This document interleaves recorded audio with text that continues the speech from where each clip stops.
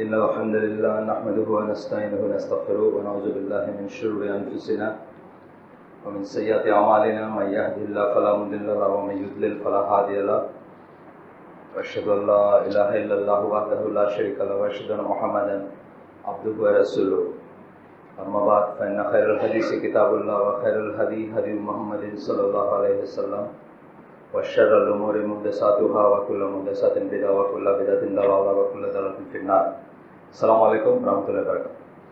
আজকে ফাইনালি শেষ হবে বইটা। আমি গত 2 দিন হালকা থেকে বলতেছি যে আজকে শেষ। তো আজকে চ্যাপ্টারটার নামও কনক্লুশন এবং ইনশাআল্লাহ আমরা শেষ করব। এটা যারা একদিন যদি নতুন থাকেন, এটা 1934 সালের একটা বই। এটা 15তম এডিশন আমি যেটা পড়তেছি, এটা 1987 সালে জিব্রাল্টার থেকে এটা প্রকাশিত।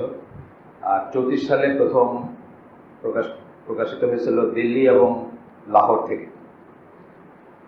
15তম এডিশন এটা বহু ভাষায় ট্রান্সলেট হয়েছে।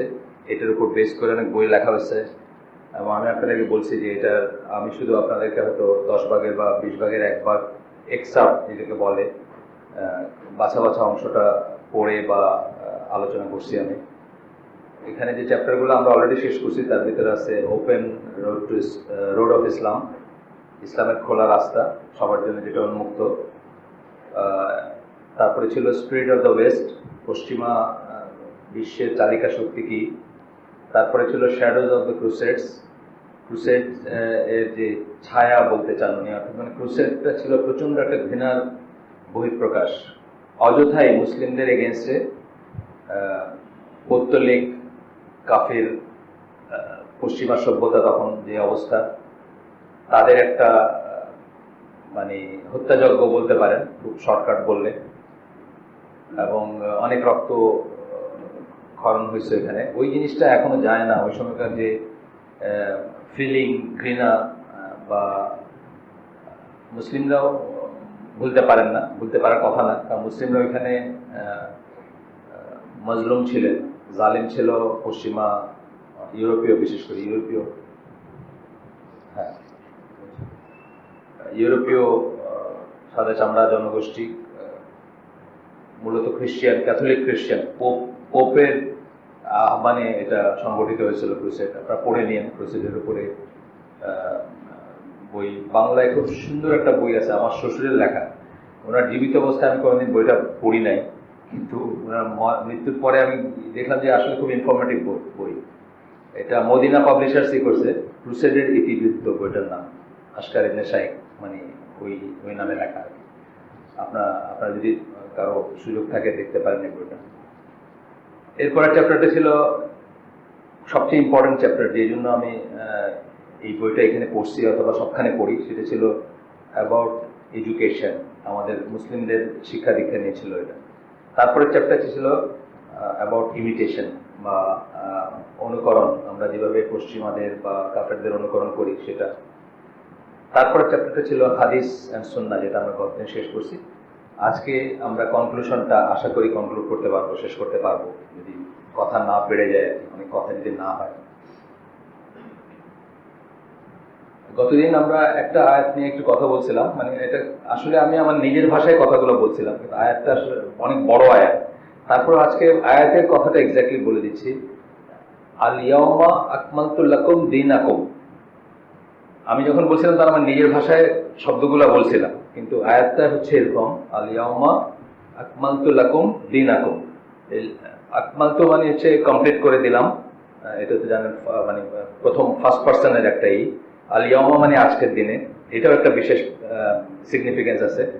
ওই দিনের আগ পর্যন্ত আপনি আর্গু করতে পারতেন বা বলতে পারতেন যে আচ্ছা আমরা এখনো বুঝতেছি, মানে সব মানে আহলে কিতাবদের যে দিনগুলো ছিল, ধরেন খ্রিশ্চানিটি, খ্রিস্ট ধর্ম এবং কি বলে ইহুদিদের যে ধর্ম, তারা একটা ট্রানজিশনের ভিতরে ছিল বা তাদের একটা সুযোগ ছিল বা ইন্টিগ্রেশনের একটা প্রসেস চলতেছিল, যারা ইসলাম গ্রহণ করবে তারা আসবে ভাই। কিন্তু এই দিনের পর থেকে একটা বিশেষ দিন, এই দিনের পর একদম পৃথিবীর 2 ভাগে বিভক্ত হয়ে গেল। পৃথিবীতে শুধুমাত্র 2টা দিন থাকলো, একটা হচ্ছে দিন ইসলাম আর বাকিটা হচ্ছে দিন আল কুফর, মানে যারা আছে বাকি সবাই কাফের এই দিনের পরে। এটা এই জন্য এই দিনটা একটা বিশেষ পয়েন্ট আর কি, পয়েন্ট অফ টাইম যেটাকে আমরা বলি, আছে না হিস্ট্রিতে আমরা বলি যে হিস্ট্রির টার্নিং মোমেন্ট বলি আমরা, যে এইখান থেকে হিস্ট্রিটা চেঞ্জ হয়ে গেছে, নাহলে আরেক রকম হইতে পারে, এরকম ব্যাপার আর কি। তো আকমাল আলিয়াউমা মানে আজকের দিন, আকমাল তো কমপ্লিট করে দিলাম, লাকুম মানে তোমাদের জন্য, আমাদের মুসলিমদের কথা বলতেছেন আল্লাহ বা যারা তখন ছিলেন, আর দিন আকুম মানে তোমাদের দিন। ওই এমনিতে আমরা বললে দিনুকুম বলবো, কিন্তু এখানে সেন্টেন্সে যেভাবে আসছে এটা মানে কর্ম হিসাবে দিন আকুম হয়েছে। যাই হোক, এটি ছিল ওই আয়াতটার আসল কথাটা আর কি, মানে এক্সাক্ট টেক্সটটা ছিল এটা, যেটা আমি ওই দিন কোট করে নেই, আজকে বলবো, হঠাৎ মনে হলো যেটা কারেক্ট করে দেওয়া উচিত বা বলা উচিত। যাই হোক, আজকে কনক্লুশনে আসেন, দেখি কি বলেন উনি। যেটা আমি প্রথম পড়বো একটা প্যারাগ্রাফ, সেটাতে বলতেছেন তার আগে মেয়েদের জন্য একটা হালাকার আছে, অ্যারেঞ্জমেন্ট আছে পাশের বিল্ডিং জাকেরা গার্ডেনে 4A অ্যাপার্টমেন্ট, যদি কারো ইচ্ছা হয়, মানে মহিলা যদি কেউ থেকে থাকেন এবং তারা ইচ্ছা করলে সেখানে যেতে পারেন। What appears to be the decay of Islam is in reality nothing but the death and the emptiness in our hearts, which are too idle and too insensitive to hear the eternal voice. আমরা যেটাকে ইসলামের ক্ষয় মনে করি, অবক্ষয় মনে করি, ক্ষয়ে যাওয়া মনে করি, ইসলাম ডিপ্লিট করে যাচ্ছে, শেষ হয়ে যাচ্ছে, নিঃশেষ হয়ে যাচ্ছে বলে মনে করি, ওটা আসলে মোহাম্মদ আসাদ বলতেছেন। এই বইটা মোহাম্মদ আসাদের লেখা, যাদেরকে আমি একটু বইয়ের পরিচয় দিতে গিয়ে নামটা বলে নিই, মোহাম্মদ আসাদের লেখা। ওনার ইহুদি নাম হচ্ছে লিওপোল্ড ওয়েস। উনি অস্ট্রিয়ান জার্মান সাম্রাজ্যের বাসিন্দা ছিলেন, 1900 সালে জন্ম, সাদা চামড়া ইহুদি ছিলেন, এবং এখন এটা পোল্যান্ডের অংশ, ওনার জন্মস্থান যেটা সেটা এখনকার পোল্যান্ডের অংশ। যাই হোক, উনি বলতেছেন যে যেটাকে আমরা ইসলামের অবক্ষয় বা ইসলাম চলে না, আমরা অনেকেই বলি যে আজকাল দিনে ইসলাম অচল। আমাদের কবি সাহিত্যিকদের যারা সবচেয়ে পরিশীলিত বা যারা সবচেয়ে আতেল বা যারা মানে কি বলবো বুদ্ধিজীবী, যারা সবচেয়ে বড় বুদ্ধিজীবী, তারা এই কথাটা প্রায় আমাদের বোঝাইতে চান বা বলতে চান যে এখন আর ইসলাম চলে না, মানে ইসলাম সেকেলে হয়ে গেছে, বা ইসলামেরই নাই, ইসলামের অ্যাপিল নাই বা ইসলামের অ্যাপ্লিকেশন নাই, এরকম বোঝাতে চান। আসলে মোহাম্মদ আসাদ বলতেছেন যে এটা সত্যিকার অর্থে কি, nothing but the death and emptiness in our hearts. আমাদের অন্তরগুলো মরে গেছে, আমাদের অন্তরগুলো অন্তঃশ্বাস শূন্য হয়ে গেছে, আমাদের অন্তরগুলো অন্তঃশ্বাস শূন্য হয়ে গেছে। আজকে একজন একটা গল্প বলতেছিলেন যে ওনার অফিসের কলিগ, হিন্দু ভদ্রলোক, তাদের 3 বছরের একটা বাচ্চা মারা গেছে, এমনি কোনো কারণবশত মারা গেছে। তার সপ্তাহখানেকের ভিতরে ওই ভদ্রলোকের ওয়াইফ আত্মহত্যা করছে, তার জীবনটা মিনিংলেস হয়ে গেছে। একজন মুসলিম সেটা করবে কোনোদিন? একজন মুসলিমের কাছে তার জীবন কোনোদিন মিনিংলেস হবে না। আমরা সবাই একা আল্লাহর সামনে দাঁড়াবো, ইন্ডিভিজুয়ালি জবাব দিব আল্লাহর কাছে, নিজের জীবনকে নিয়ে কি করছি আমরা। আমরা আগে এখানে বলছি একদিন যে মুসলিম হিসাবে জীবন ধারণ করার মানে কি বোঝায়, এটা বোঝার জন্য 3টা জিনিস চিন্তা করার আছে। একটা হলো আপনার উপর আল্লাহর হক কি, আপনাকে সেটা আদায় করলেন কিনা। সেকেন্ড হচ্ছে আপনার উপর আপনার হক কি, সেটাকে আপনি আদায় করলেন কিনা। থার্ড হচ্ছে আপনার উপর পরিবেশ প্রতিবেশের যে হক আছে সেটা আপনি আদায় করলেন কিনা। তাহলে এই মুসলিম মানুষ নিজেকে কোনো অবস্থায় মেরে ফেলতে পারে না, সে নিজের উপর নিজের হকটা আদায় করলো না। এইগুলো হয় কখন? যখন মানুষ পারপাস অফ লাইফ জানে না, অন্তঃশ্বাস শূন্যতায় ভোগে। আমাদের আতেল, আমাদের ইন্টেলেকচুয়াল বা আমাদের কবি সাহিত্যিক যারা কন্টেম্পোরারি আছেন, তাদের অবস্থাটা এরকমই। মানে তারা, আমি আপনাদেরকে আগে একদিন বলছি, এখানে আবার বলতেছি যে আমাদের দেশের এক নাম করা কবি মারা গেছেন, তো তার মৃত্যু দিবসে তার বন্ধু বান্ধব যারা আর কি, মানে ওনারাও সব কবি সাহিত্যিক, মানে আতেল আর কি। এই দেশের জাতির বাতিঘর, আমাদের দেশকে ওনাদেরকে বলা হয় জাতির বাতিঘর। তো ওনারা আল্লাহ কোথায় তেমন একটা বিশ্বাস করেন না, বা বিশ্বাস না করতে করতে অভ্যাস চলে গেছে বিশ্বাস করার একটা অভ্যাস লাগে, ওটা চলে গেছে। তো কেউ একজন মারা গেছে, প্রথমত মৃত্যু দিবস তো এটা তো ইসলামে মিনিংলেস জিনিস আছে, যাই হোক এটা বাদ দিলাম। মনে করলেন যে অনেক প্র্যাকটিসিং বা অনেক নামাজ পড়া মুসলমানও মনে করেন মৃত্যু দিবসে বাপমার কথাটা মনে করা উচিত, মিলাদ টিলাদ পড়ানো উচিত, বা যাই হোক দোয়া খায় করা উচিত। সেটা ওনারা করেন না। ওনারা কি করলেন, বাতি জ্বালাইলেন, সব মোমবাতি জ্বালায় ওই ওনার আত্মার মঙ্গল কামনা করলেন, যিনি আগে মারা গেছেন। এখন 1400 বছর পুরানো ইসলামকে ওনাদের কাছে অবসোলেট মনে হচ্ছে। ইসলামের এই যে দোয়া খায়ের এগুলো কি করবো আর। কিন্তু 4000 বছর আগের পৌত্তলিকদের এই যে আকাশ প্রদীপ বলে হিন্দুরা আর কি, মানে আকাশে ওই টঙ্গের উপরে একটা ল্যাম্প জ্বালায় রাখে বা বাতি জ্বালিয়ে রাখে, তাতে নাকি আত্মাগুলো আলোকিত হয়। ওইটাতে ওনারা ফিরে যেতে পারতেছেন, মানে এক রাউন্ড পুরা ঘুরে গেছেন আর কিছু। এখন যাই হোক, এইটাই বলতেছেন যে অন্তঃশ্বাস শূন্য, তাদের হার্ট গুলা মরে গেছে। which are too idle and too insensitive to hear the eternal voice. Eternal voice কি? আল্লাহর আহ্বান, আল্লাহর কথা শোনার জন্য টু আইডল, মানে এত অলস, and insensitive, কোন সেন্সিটিভিটি নাই, এটার ভিতরে কিছু ঢুকে না, সহজে ঢুকে না। আমরা বুঝি না আমাদের হার্টগুলা। আজকে দেখবেন রাস্তায় এখানে হাইজেক করতেছে একটা মহিলাকে, আপনার দেখে এরকম মুখ ঘুরে নেয় মানুষ, তাগড়া জোয়ান ছেলে, ঝামেলায় গিয়ে কি হবে? তার মানে কি আমাদের হার্টগুলো আদারওয়াইজ অলসো মরে গেছে। আল্লাহর কল তো শোনা বাদ দেন, মানে স্বভাবগতভাবে সামাজিক কতগুলো কম্পিটিশন থাকে না? একটা দেখবেন হায়নার সাথে যখন সিংহের হয়, প্রকৃতির যদি দেখেন, দেখবেন হায়নাগুলো সব মিলে চেষ্টা করবে ওই সিংহটার ফাইট করতে, ক্ল্যানিশ একটা থাকে তাদের। ওইটা আমাদের চলে গেছে। পাশে এখানে হাইজেক হচ্ছে বা কারো ছুরি মারে দিলাম, আমরা তাকে ঝামেলা যাওয়ার দরকার নেই। আমার থানায় সাক্ষী হিসাবে ডাকবে, সাক্ষী হিসাবে ডাকলে আমার নাম চাবে, আমার ঠিকানা চাবে, হাজিরা দিতে হবে, তার সাথে চলে যাবে, আমি আমার মতো হাইটে চলে গেছি। ইনসেন্সিটিভ, ভিতরে কোনো নাই, কিছু ঢোকে না, কিছু টাচ করে না। No sign is visible that mankind in its present stature has outgrown Islam. মানব সভ্যতাকে ইসলামকে পার হয়ে গেছে, ইসলামকে সুপারসিড করে গেছে, ইসলামের চেয়ে বড় হয়ে গেছে, এটার কোনো প্রমাণ বা চিহ্ন এখনো দেখা যাচ্ছে না। এটা নিয়ে আমরা ইনশাল্লাহ একটা বই, আল্লাহ যদি আমাদের কোনদিন তৌফিক দেন, আমরা এখানে পড়বো। আমি এখন পড়তেছি বইটা, doctor Mustafa Sibai, civilisation of faith বইটার নাম। বইটা অনেকদিন আগেই আমার কাছে ছিল, কিন্তু কোনোদিন পড়া হয় নাই। আমি নতুন করে পড়তে শুরু করে, মানে প্রত্যেকটা পেজে মনে হচ্ছে যে অনেক ইনফরমেশন ছিল আর কি। উনি অনেক সিনিয়র, মারা গেছেন উনি। 1955 সালে আমার জন্ম হয় যখন, তখন উনি ইউরোপে কোনো ইউনিভার্সিটি টিচার ছিলেন না, মানে এত সিনিয়র মানুষের, ডক্টর মুস্তাফা সিবাই, ইজিপশিয়ান সম্ভবত। তো ওনার ওই আইএপিএইচ এর বইটা আমি পড়তেছি, ওইটা ইনশাল্লাহ আমরা পড়বো। কেন এই কথাটা মোহাম্মদ আসাদ যে বলতেছেন যে মানব সভ্যতা এখনো এমন কিছু দেখাইতে পারে নাই যে তারা বলবে যে ইসলামকে পার হয়ে আমরা গেছি, বা ইসলামকে সুপারসিড করে গেছি, বা ইসলামের চেয়ে সুপিরিয়র হয়ে গেছে, আর ইসলামের দরকার নাই, এমন কোনো প্রমাণ পাওয়া যায় না এখন। ওইটা উনি ওখানে ওই সিভিলাইজেশন অফ ফেথ, মানে আমাদের যে সভ্যতাটা ছিল, এটা কিসের বেস? ইমান বেস সভ্যতা, বিশ্বাস বেস সভ্যতা ছিল আমাদের ওইটা। ধরেন কোনো কি বলবো, রোমান বা গ্রিকদের মতো কোনো একটা জাতীয়তা ভিত্তিক কিছু না, কোনো জিওগ্রাফি ভিত্তিক কিছু না। আর সভ্যতাগুলো কি করে, অন্যান্য সভ্যতাগুলোর ইতিহাস কি, তারা শুধু একটা ল্যান্ড, মেইন ল্যান্ড যেটা ধরেন রোম অথবা গ্রিস, সেটাকে সমৃদ্ধ করতে সারা দুনিয়া থেকে লুটপাট করে সবকিছু নিয়ে এসে ভর্তি করছে। এখন আমি আপনাকে বলছি একদিন ইংল্যান্ডে আমি আমার এক কাজিনকে বললাম যে চলো ব্রিটিশ মিউজিয়ামটা কোনোদিন দেখে আসি। তার জন্মকর্ম ইংল্যান্ডে, সে ব্রিটিশ সিটিজেন। সে বলে কি দেখবেন ভাই, সমস্ত দুনিয়া থেকে চুরি আর ডাকাতি করে সবাই না ভরে রাখছে, দেখার কি আছে? মানে এখন যদি কোনো ডাকাত কোথাও শো করে যে সে কোথায় কোথায় ডাকাতি করছে, জিনিসগুলো আপনারা যাবেন না দেখি। তো এইটার ওটার ভিতরে আসল তফাৎ নেই, একটা রাষ্ট্রীয় ডাকাতি হয়েছে, একটা পার্সোনাল ডাকাতি, আর কি, ব্যাপারটা একই আসে। তো অন্যান্য সভ্যতাগুলো এই ধরনের ছিল, কিন্তু আমাদের সভ্যতাটা ছিল ফেথ বেস সভ্যতা। আমাদের সোলজাররা যখন কোনো একটা দেশ জয় করছে, তারা মনে করছে তারা আল্লাহর দৃষ্টির সামনে দাঁড়ায় আছে, তারা জুলুম করতে পারে না, তারা রেপ করতে পারে না, তারা প্লান্ডার করতে পারে না, তারা লুট করে নাই। ইতিহাস দেখেন, ওদের লেখা ইতিহাস পড়ে। যাই হোক, এরপর বলতেছেন যে it has not been able to produce a better system of ethics than that expressed in Islam. ইসলামের চেয়ে এথিক্স মানে হচ্ছে নীতি কথা, মূল্যবোধের কথা বা নীতি কথা।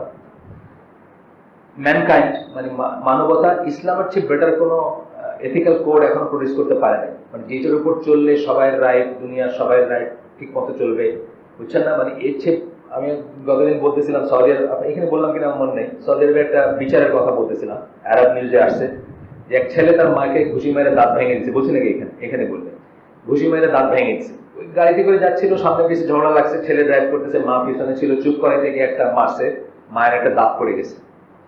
কাজের কাছে গেছে, প্রথমেই ছেলেটার ওই দাঁতটা ফালাই দেওয়া হলো। এটা হলো মানুষ হিসাবে, মানুষের সাথে মানুষের যেটা সম্পর্ক।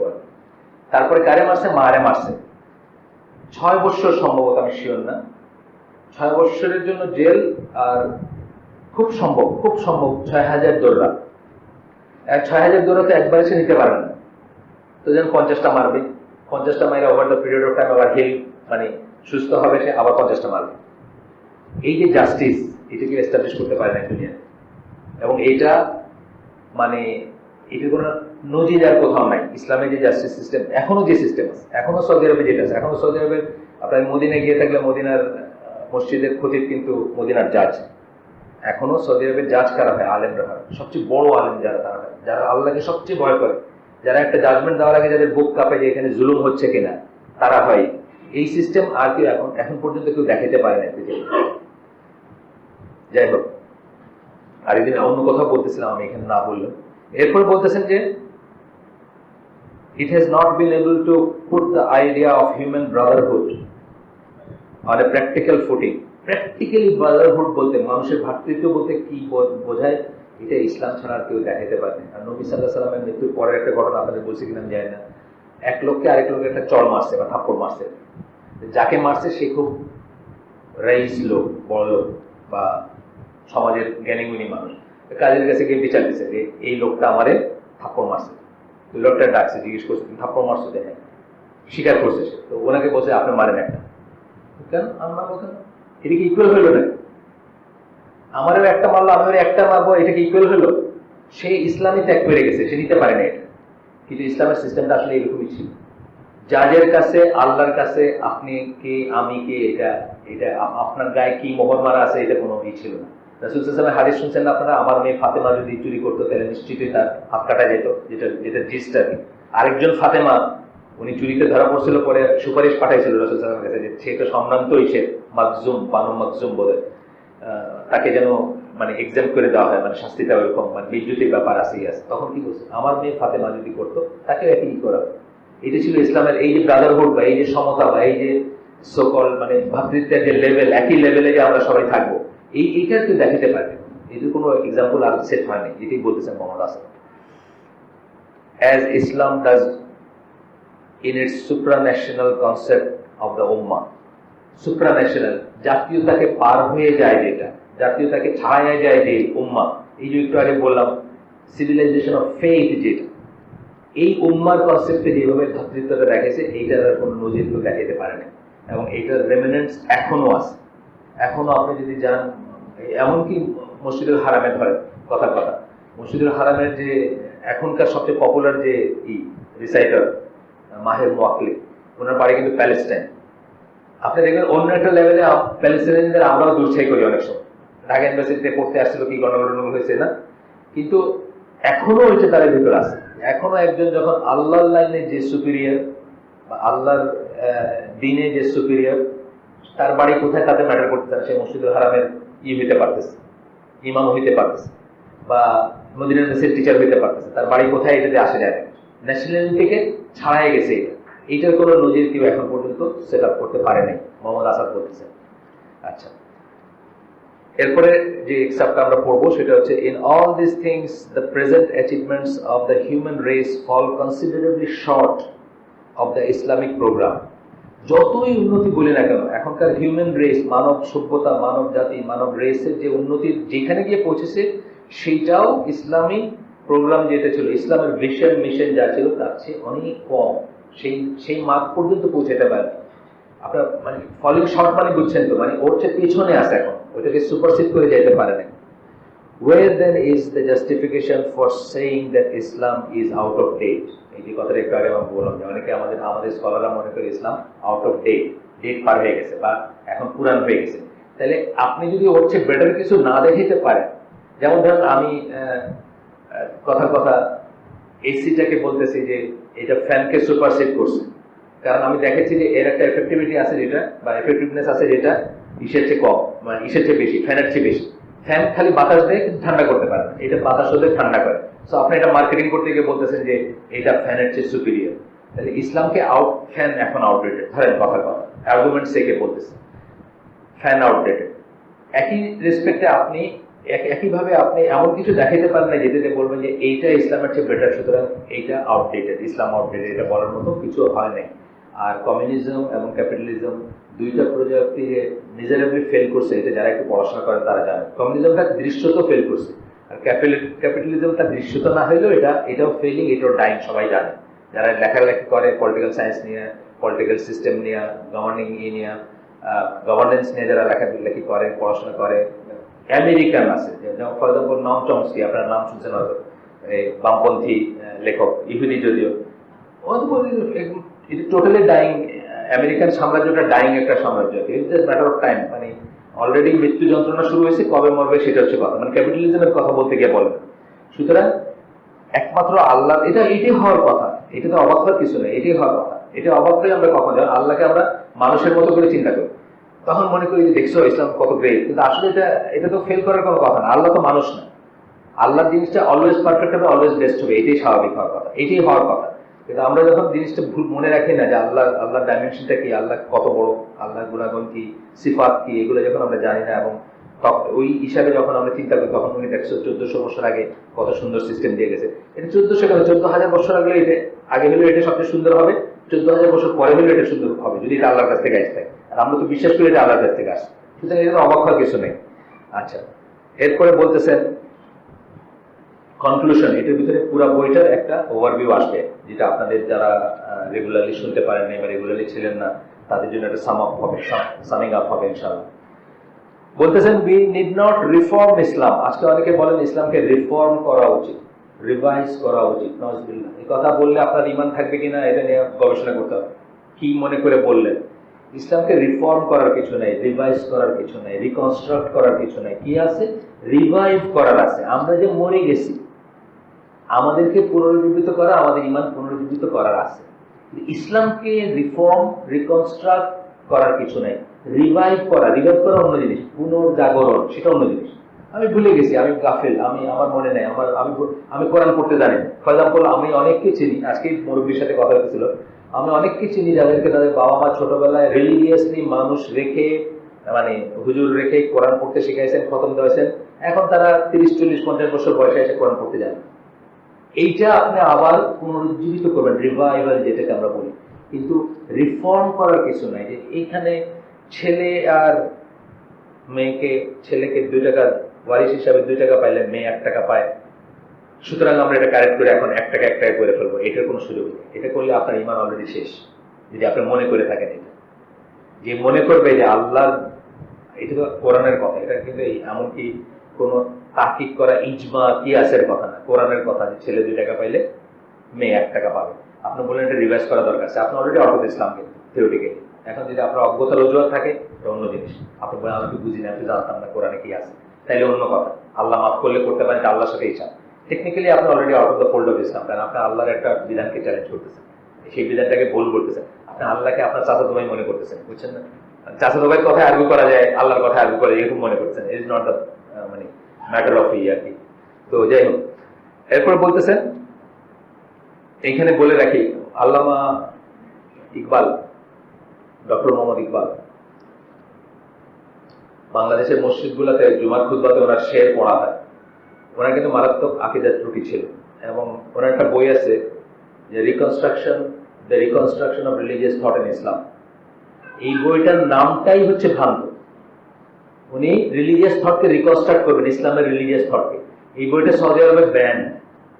কেন ব্যান? এই আকীদার ত্রুটির জন্য ব্যান। এবং ওনার মারাত্মক আকীদার ত্রুটি ছিল। উনি একাধারে আপনার ওই মুসলিনি, লুই বার্গম্যান, গেটে, এই সমস্ত কবি, সাহিত্যিক, ফিলোসফারদের ছিলেন উনি, মানে শিষ্য ছিলেন, এদেরকে আরাধনা করতেন রীতিমতো।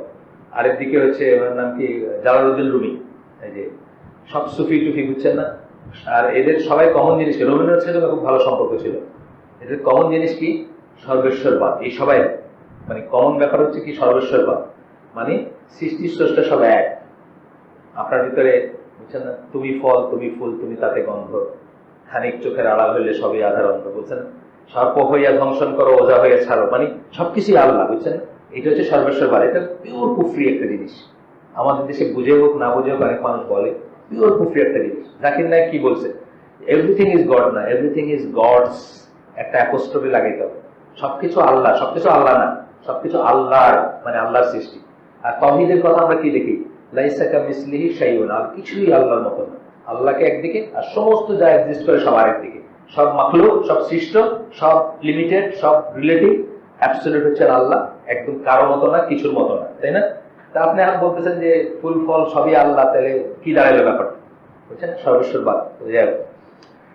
এখন এটা আমরা বললাম যে রিফর্মের কথাটা আজকেও শুনবেন, কিন্তু অনেক মানুষ বলে হ্যাঁ ইসলামের রিফর্মার, ইসলাম রিফর্ম করতে চায়। ইউরোপে আছে হাসান আল বান্না, হাসান আল বান্নার নাতি ডক্টর তারিক রহমান, হাসান আল বান্নার নাতি, মেয়ের ঘরের নাতি, মাফ করবেন ভুল কথা বলছি, হাসানুল বান্নার নাতি, মেয়ের ঘরের নাতি ইউরোপে আছেন, সুইস মুসলিম, ফ্রান্সেও ওনারই আছে, ডক্টর তারিক রহমান, ফিলোসফিতে পড়াশোনা, ইসলামের কোনো আলেম না। উনি বলতেছেন যে আপাতত শরিয়া টরিয়া নিয়ে কথা না বললেই হয়, এগুলো এখন অপেক্ষা করতে পারে, আগে ইসলামের হোক, কি বলে পুনর্জাগরণ হোক, পরে শরিয়া নিয়ে চিন্তা করা যাবে। এই যে জিনিসগুলো, এগুলো ভ্রান্ত। আপনি কি 2 দিনের জন্য মদ পারমিট করতে পারবেন? আর কোনোদিন কি হবে? আর কোনোদিন কি মদটা গ্র্যাজুয়ালি হারাম হবে না?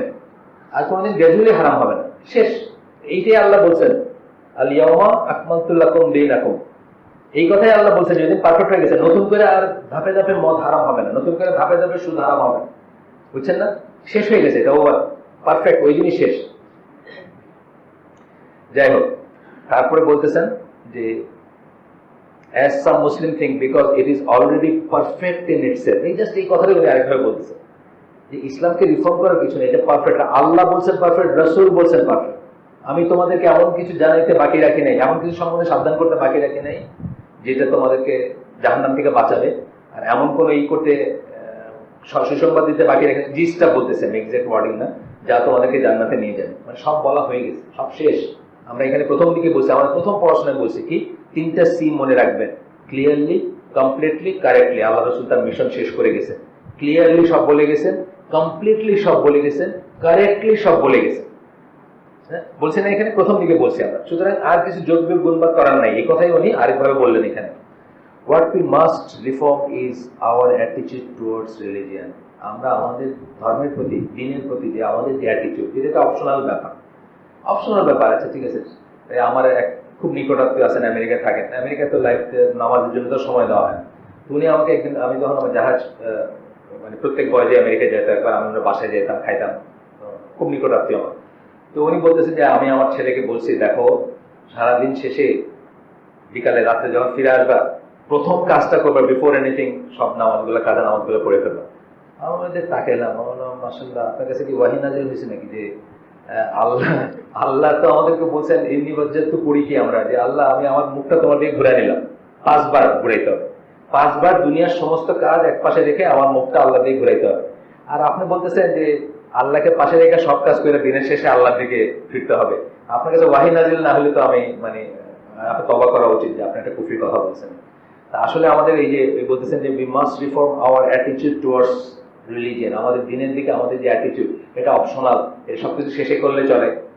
দুনিয়ার সব কাজ শেষ করে রাত্রে একবারে অফিস থেকে ফিরে গিয়ে 3 ওয়াক্ত 4 ওয়াক্ত নামাজ একসাথে কাজা করলে চলে। এই যে অ্যাটিটিউড, এটাকে চেঞ্জ করতে হবে আমাদের। আওয়ার লেজিনেস, আমাদের অলসতা, our self concept, our short sightedness, আমাদের নিজেদের ফুটানি, শর্ট সাইটেডনেস, মানে আমরা লং টার্ম কিছু দেখি না। লং টার্ম দেখে মানে আমরা প্রেজেন্ট নিয়ে বাঁচি, শুধুমাত্র এখন কি নগদ যা পাও হাত পেতে নাও, বাকির খাতায় শূন্য থাকে। আজকের দিনটা ভালো করে খাইলে হলো, আজকের দিনটা ভালো করে পড়লে হলো। ইটারনাল টাইম দিয়ে জাহান্নামে জ্বলবো, এটা নিয়ে আমাদের কোনো ফিকির নেই। শর্ট সাইটেডনেস না এটা। প্রোয়েক্টিভ, আমরা বলি কি প্রোয়েক্টিভ আর রিয়েক্টিভ, দুটো কথা বলি আমরা। প্রোয়েক্টিভ বলি অনেক দূরে যে চিন্তা করে, সামনে দেখে। নবী পয়গম্বরকে কেন করা হয়েছে? এই যে আপনার ভেড়ার পাল চড়াইতে দেওয়া হয়েছে, আগে একদিন বলছিলাম। ভেড়ার পাল কি করে? শুধু সামনের লাইনটা দেখে রাস্তা, পিছনের ভেড়াগুলো আর কিছু দেখে না। সামনের ভেড়াগুলো যেদিকে যায়, পিছনের ভেড়াগুলো ব্লাইন্ডলি সেদিকে যায়। আর মেষপালক যিনি, উনি কি তাদের চেয়ে হাইটে বেশি, উনি কিন্তু সামনে অনেক দূর দেখেন, হরাইজন, কোথায় গর্ত আছে, কোথায় নেকড়ে আছে, কোথায় ডেঞ্জারাস জিনিস আছে, উনি দেখেন, এবং উনি ওনার পালটাকে ওইভাবে গাইড করেন। এই জন্য কিন্তু নবী পয়গম্বরদের একটা খুব কমন প্রফেশন ছিল, মেষ পালন করতেন, প্রতিপালন করতেন ওনারা। তো এই যে ফার্স্ট সাইটেডনেস, মানে সাধারণ যা দেখার কথা, বা মানে জাস্ট ফিজিক্যাল বায়োলজিক্যাল মানুষ যা দেখবে, একজন মুসলিম তার চেয়ে অনেক বেশি দেখবে। কারণ কি? সে জান্নাতে বিশ্বাস করে, জাহান্নামে বিশ্বাস করে, সে আখিরাতের জন্য কাজ করে, আল্লাহ এবং আখিরাতে বিশ্বাস করে, সেই জন্য সে প্রোয়েক্টিভ হবে। আর রিয়েক্টিভ ব্যাপারটা কি, মানে এখন আমার এটা নাই, আমি হায়াতেশ করতেছি, আমার এটা নাই, আমার ওটা নাই, আমি গেলাম, আমি শেষ হয়ে গেলাম, দুনিয়ায় কিছুই পাইলাম না, কোনো কিছু এনজয় করলাম না, এগুলো হলো রিয়েক্টিভ যেটা। তারপর বলতেছেন যে in short our defects and not some supposed defects of Islam. ছোট্ট কথায় বলতে গেলে আমাদের নিজের ভিতরে ডিফেক্ট দেখা উচিত, ইসলামের ডিফেক্ট কোন সাপোজড মানে কাল্পনিক কোন ডিফেক্ট খোঁজা যাচ্ছে, নিজের ভিতরে খোঁজা উচিত যে আমার সমস্যা কোথায় সেটা দেখা উচিত। তারপর বলতেছেন, but we cannot substitute the perfect fabric of Islam by anything non Islamic, whether it comes from the west or from the east. ইসলামের যে পারফেক্ট ফ্যাব্রিক মানে বুনন যেটা আছে, বুনন যেটা বোনা আছে যেভাবে, সেটাকে আমরা আর কিছু দিয়ে রিপ্লেস করব না, ইস্টের হোক বা ওয়েস্টের হোক। এখন অনেকে আছেন যোগ ব্যায়াম করে, দেখেন না, যোগ ব্যায়াম করে বল ভাই এটুকু শান্তি আছে, নামাজ পড়ে না ঠিক মতো, দেখবেন যোগ ব্যায়াম করে বলতেছে ভাই এটুকু যাই বলে এটা শান্তি আছে। কেউ কোয়ান্টাম করবে, করে বল ভাই এটাতে চোখ বুঝে থেকে একজন আমি খুলি চোখটা, তখন মনে হয় না, বুঝছেন? এই যে এইটাই বলতেছেন যে ইসলামের ওয়েস্ট বা ইস্ট যেখান থেকে হোক আমাদের নতুন কিছু দিয়ে রিপ্লেস করারই নাই, সাবস্টিটিউট করার নাই। Islam as a spiritual and social institution cannot be improve, এটাকে ইনভার্টেড কমার ভিতরে দিচ্ছে। কি বলছেন? স্পিরিচুয়াল, আধ্যাত্মিক, মনের দিক দিয়ে, মনের শান্তি পাওয়ার যে ব্যাপারগুলো, ভিতরে আমরা শান্তি পাই না, আমরা নামাজ পড়ে শান্তি পাই না, সেটার কথা বলতেছেন। আর সোশ্যাল ইনস্টিটিউশন মানে সামাজিকতা যেটা, এটা আর ইমপ্রুভ করার নাই, উনি এটাকে ইনভার্টেড কমার ভিতরে দিয়ে দিচ্ছেন। ক্যানট বি ইমপ্রুভ, ইমপ্রুভ করার কিছু নেই। কেন নাই? এটা ডিভাইন, সেই জন্য নাই। ইমপ্রুভ করে মানুষের জিনিস, যার ফ্ল আছে, যার ভুল আছে, যে আজকে একটা ঠিক মনে করতেছে, কালকে একটা ঠিক মনে করতেছে। আমার এই জীবনে দেখছি, আমার যখন ছোটবেলায় জ্বর হয়তো আমার মা 4-5টা কাঁথা দিয়ে ভাত খাওয়া ব্যান্ড, রুটি খেতে হবে, বুঝছেন না? এই কয়েক বছরের ভিতরে দেখলাম যে জ্বর হলে সব কাপড় ফালাই দিতে হবে, সব কাপড় ফালাই দিয়ে স্পঞ্জ দিয়ে ঘষতে হবে, তাই না? এইটা মানুষের ঠিক আছে, মানুষের জন্য ঠিক আছে। মানুষ লিমিটেড নলেজে একসময় ওইটাকে ঠিক মনে করছে, তারপরে আবার দেখছে ওইটা ঠিক না, এটা ঠিক। আল্লাহ বেলায় আমরা এটা মনে করলে আল্লাহকে কি করবো? আমরা মানুষ হিসাবে ট্রিট করতেছি। এটা আগে বলতেছি যে আল্লাহকে কিন্তু আমাদের মতো চিন্তা করবো না। শিরকের আমরা দুইটা এলিমেন্ট বলছি না আগে, ডেইফিকেশন অফ হিউম্যান, হিউম্যানাইজেশন অফ ডেইটি। মানে মানুষকে শ্রদ্ধা করতে করতে ডেইটি বানায় দিলেন, ডেইফিকেশন অফ হিউম্যান মানে এত বড় বানায় দিলেন। দেখবেন ইন্ডিয়া গেলে দেখবেন খালি মূর্তি আর মূর্তি, সিনেমা একটা সাউথ ইন্ডিয়া গেলে দেখবেন বিশাল মূর্তি, 100 ফুট ছবি একটা, কি সে একটু ভালো সিনেমা একটা মানুষের ওইখানে গিয়ে করছে, নজবিল্লাহ, মানে ঝুঁকতেছে। এটা হলো কি? Deification of human. আর হিউম্যানাইজেশন অফ ডেইটি, যেটা বললাম যে আল্লাহকে নিজের চাচাতো ভাই মনে করেন না, মানে আল্লাহর ডাইমেনশন আপনার ডাইমেনশন এক না। আপনার আল্লাহকে তাই না নিজের লেভেলে নিয়ে আসলেন, নিয়ে এসে তাকে বিচার করলেন যে আপনার ফ্ল যেরকম, আপনার যেমন ভুল হয়, আপনি যেরকম থুক্কু বলেন, আল্লাহ সেরকম সেটা না পারে। এটা আমরা আরেকটা বইতে পড়বো ইনশাল্লাহ, আরেকটা বই আমরা এখানে পড়বো, এটা হচ্ছে ডিস্টার্বার্স অফ দ্য হার্ট, এটা ইবনুল জাওজির বই। এটা উনি বলছেন যে কিভাবে ওই সময় 597 হিজরিতে উনি মারা গেছেন, ওই সময় বলতেছেন যে কিভাবে ইসলামের প্রিচার যারা ইসলাম প্রচার করেন, তারা আল্লাহকে মার্সিফুল দেখাইতে দেখাইতে, দয়া, খালি দয়া দয়া দয়া দেখাইতে দেখাইতে সবকিছু ডাইলবাদ করে ফেলছেন, যে মানুষ যে কোনো পাপ করতে ভাবে আল্লাহ মাফ করবেন। এখন আমাদের দেশেও আছে, দাওয়াতি সংস্থা আছে না, খালি মার্সি, আল্লাহ রাস্তায় বাইরে 1 টাকা দিবেন 49 কোটি টাকার সব পাইবেন, সব খালি প্লাস, আর মানে খালি মার্সি, খালি জান্নাত, খালি সুসংবাদ। মন্দ কাজে কোনো নিষেধ নাই, বুঝছেন না? মন্দ কাজে নিষেধ না করলে কি হবে? আপনার দোয়া কবুল হবে না, এজ এ হোল এই সমাজের দোয়া কবুল হবে না। যে সমাজ মন্দ কাজে নিষেধ না করে তাদের দোয়া কবুল হবে না। সুতরাং শুধু সৎ কাজে আদেশ দিলে হবে না, মন্দ কাজে নিষেধও করতে হবে। আমরা আল্লাহর গাদব মানে গায়রুল মাগদুবি আলাইহিম, মাগদুব কথাটা কই থেকে আসছে? গাদব শব্দ থেকে। গাদব মানে কি? রাগ, রাগ, ক্রোধ। আমরা আল্লাহর করতে আমাদের ক্রোধের মতো মনে করি। আমরা ধরেন একজন রিক্সার উপর খেপে গেছি কোনো কারণ বসে, হ্যাঁ আপনি খালি উঁচা নিচে জায়গার উপরে দিয়ে যান, খুব রাগ আমার। তারপর রিক্সাওয়ালা নাইমা যখন বলতেছে যে ভুল হয়ে গেছে, মানে কিছু মনে করেন না, আমরা গলে গেলাম। আল্লাহর মার্সি যেরকম অ্যাবসলিউট, আল্লাহর র্যাথও অ্যাবসলিউট। Allah doesn't care. মানে আমরা ধরেন আমাদের কাছে যে একটা লাইন ক্রস করছে, সে যখন দেখি যে খুব অসহায় মরে যেতেছে বা আমাদের ভিতরে করুণা আসে, আল্লাহর ব্যাপারটা সেরকম না। আল্লাহর রাগটা দিলে দেরিতে আসবে, কিন্তু রাগ যখন আসবে তখন এটা অল এনকম্পাসিং রাগ, মানে ওই রাগে সবকিছু শেষ হয়ে যাবে, বুঝছেন না? এখানে কোনো নাই যে মাঝামাঝি কোনো অবস্থান নেই। তো এটা আমরা অনেক সময় মিস করি। আমরা মিস করে কি করি? একটা চান্স নেই, আর আল্লাহকে এত সহজে রাগ করবেন নাকি? না, আল্লাহ তো দয়ালু। আল্লাহ দয়ালু ঠিক আছে, কিন্তু কতক্ষণ দয়ালু? আল্লাহকে জাস্ট একটা মূর্তি নাকি যে তার কোনো ইচ্ছা অনিচ্ছা প্রাণ নাই? না, ইসলামী সিফাত গুলো থেকে আল্লাহ সবকিছু আছে। আল্লাহ হাসেন, আল্লাহ রাগ আছে, আল্লাহ করুণা আছে, আল্লাহ জাস্টিস আছে, সব আছে না?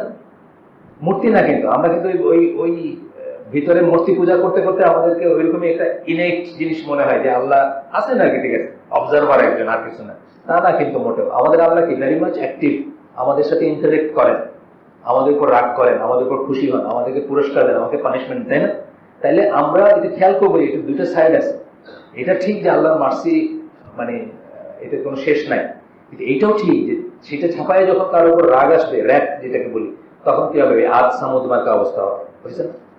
আজ সামুদ বা আরো যেটা আল্লাহ দেখেন কি, নবীর বউ, নবীর ছেলে, নবীর বউ মরে যেতেছে, নবীর ছেলে ডুবে যেতেছে, আল্লাহ দেখেন কি, আল্লাহ নিজে বলতেছেন যে নূহ আলাইহিস সালাম তার প্রিয় মানুষ, এট দ্য সেম টাইম বলতেছে তার ছেলের জন্য উনি কেয়ার করেন। আমাদের হলে কি হতো, প্রিয় মানুষটা এই ভাই আমার খুব পছন্দ, আচ্ছা তার ছেলেটাও নৌকায় উঠে যাক, হ্যাঁ হ্যাঁ তার ছেলেটাও নৌকায় উঠে যাক আজকের জন্য। কিন্তু আল্লাহ কি বলছেন, সে তোমার আহাল না, সে কাফের, সে তোমার আহাল না, কাফের কোনদিন মুসলিমের আহাল না, বলছেন না? তার মানে কি আল্লাহর র্যাপটা ওই ধরনের, এটা যেন আমরা মনে রাখি, এবং মনে রেখে যেন আমরা সাবধান হয়ে চলি, আমরা যেন তওবাতে ডিলে না করি বা বারবার একটা খারাপ কাজ যেন না করি, আল্লাহকে যেন টেম্পট না করি। সোজা কথা, আল্লাহকে মূর্তি না, মুসলিমদের আল্লাহ মূর্তি না, বা আমার আল্লাহ মূর্তি না। A change there must be, but it should be a change from within ourselves, and it should go in the direction of Islam and not away from it. Change হইতে হবে, পরিবর্তন আমরাও চাচ্ছি, মানে উনি ওনার সময় 1934 সালে বলতেছেন চেঞ্জ হইতে হবে, ইসলামী ওয়ার্ল্ডটা স্ট্যাগন্যান্ট হয়ে গেছে, কিন্তু সেই চেঞ্জ আমাদের ভিতরটাকে চেঞ্জ করে ইসলামের দিকে নিয়ে আসতে হবে, not away from Islam. Change মানে আমরা সেকুলার হিউম্যানিস্ট হব না, চেঞ্জ মানে আমরা কমিউনিস্ট হব না, চেঞ্জ মানে আমরা মানে রাস্তায় ঘাটে আমি প্লাস্টিক, আজকে কি দেখলাম কি আমি প্লাস্টিক না, এটা খুব চলতেছে এখন, মানে আমি যা খুশি তাই করতে পারি, আমার যা এটা দুনিয়ার সম্রাট এই কথা বললে সে কাফের। দুনিয়ার যে সম্রাট সে যদি বলে যে আমি যা খুশি তা করতে পারি, সে কাফের।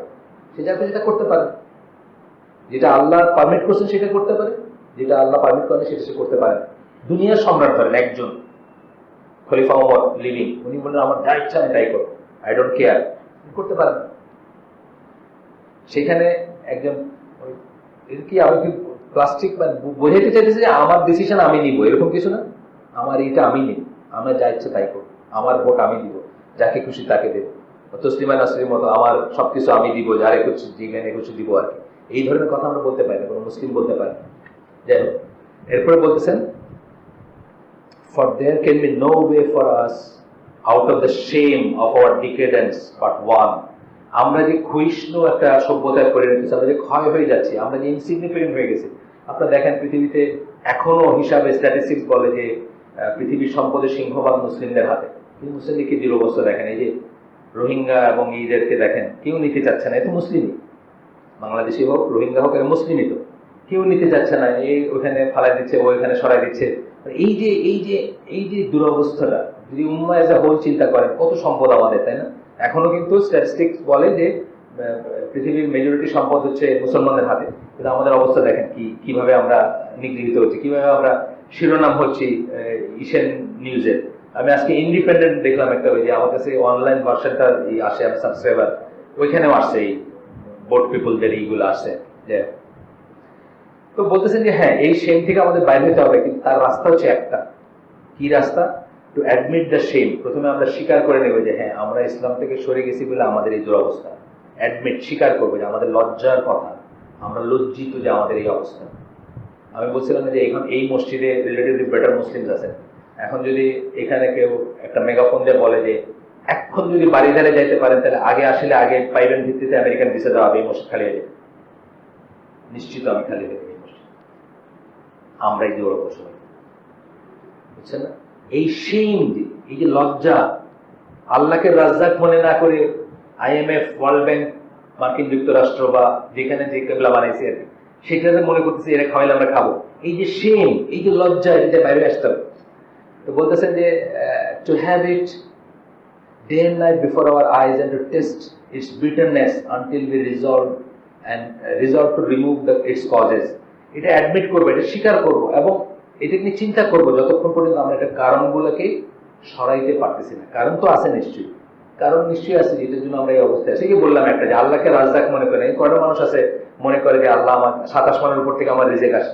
কয়জন মানুষ আছে? হ্যাঁ, আসবাব আপনাকে কাজ করতে হবে, এটাতে আমি দ্বিমত করতেছেন, এটা আল্লাহ বলছেন, এটা সুন্নাহ, কাজ করতে হবে। আল্লাহ রসুলকে করতেছে, ওমর রাদিয়াল্লাহু আনহু করতেছে, আবু বকর রাদিয়াল্লাহু আনহু করতেছে না কাজ, পাথর মারতে হয়েছে, খেজুর পানি উঠাইতে হয়েছে, খেজুর আর্ন করতে হয়েছে, খাইতে হয়েছে, সেটা বলতেছিলাম। কিন্তু রিজেক্ট ইন এ সেন্স যে আমি এই জীবনে কতটুকু খাবো, কতটুকু পাবো, চেষ্টা করলেই কি সব পাবেন? সবাই কি চেষ্টা করে পাইছে? পায় না। আবার যে অনেক মানুষ অনেক কিছু পাইছে, যে জিনিস কিছুই করে না। সৌদি আরবের কথা আব্দুর রহিম গ্রিন বলতেছিল যে উনি চিন্তা করতো যে এরা কি করছে, এই উটের উপরে এই বেদুইনরা চড়তো, এরা কি করছে যে এরা এখন পৃথিবীর শ্রেষ্ঠ প্লেন, শ্রেষ্ঠ ট্রেন, শ্রেষ্ঠ গাড়ি চড়তেছে, কি এমন করছে এরা? এটা নিয়ে ওরা একটা পড়াশোনা শুরু করছে উনি মুসলমান হওয়ার আগে। নিশ্চয়ই এরা কিছু করছে যার জন্য মানে সৃষ্টিকর্তা যদি কেউ থাকেন উনি এদেরকে ধরে দিয়েছেন এইভাবে। তো সেটাই আমি বলছি যে আমরা চাইলেই একটু লিমিটে বেশি পারবো না, আর চাইলেই আমাকে কেউ না খাওয়ায় মারতে পারবে না। এই বিশ্বাসটা তো রাজ্জাক, আল্লাহর নাম রাজ্জাক করে তো আমাদের এরকম বিশ্বাস করতাম যে আল্লাহ কোরআনে বলছেন আনপ্রেসিডেন্টেড মিন্স থেকে আপনাকে রিজিক দিবেন। কেন? যদি আপনি আল্লাহকে ভয় করেন। ওইটা হলো পূর্ব শর্ত, ভয় করাটা পূর্ব শর্ত। আপনি দেখেন একবার কি হয়। যাই হোক, বলতেছেন যে আমরা এগুলোকে রিজলভ করবো, আমাদের সেই লজ্জা যেটা, এটাকে আমরা করবো, দূরে সরাই দেব লজ্জা। আপনারা যদি হিস্ট্রি পড়েন দেখবেন ওই যে ওই পারস্যের রুস্তমের দরবারে সাহাবীরা গেছেন, এত মোটা কার্পেট আর কি, মানে খুব মোটা, ছুরি দিয়ে কেটে ফেলছে, বসতে বলছে, আসন টাসন দেখাই দিয়েছে, ছুরি দিয়ে কেটে ফেলছে। এটা ওখানে বলছেন যে আমরা মাটির সাথে সম্পৃক্ত যুক্ত মানুষ, আমরা মাটিতেই আমাদের শরীরটা রাখতে পছন্দ করি, এইসব মোটা মোটা জিনিসের উপর পছন্দ করি না। মানে বুঝছেন কত সাহস ছিল, কত কনফিডেন্ট ছিলেন তারা, কিভাবে তাদের ঐশ্বর্যকে তাদেরকে কিনে নিতে পারেনি, কোনো লোভ লালসা ঐশ্বর্য তাদেরকে কিনে নিতে পারেনি। আজকে যে বললাম না, জাস্ট এখানে বলুক, এটা আমার মনে হয়েছে কি আমি একদিন কাটাবন মসজিদে নামাজ পড়তেছিলাম, নামাজের পরে অনেক বছর আগের কথা, ডেনমার্কের কি জানি একটা হয়েছিল, তখন ডেনমার্ক নিয়ে কোনো একটা সমস্যা হয়েছিল, বুঝছেন কি জানি, হ্যাঁ।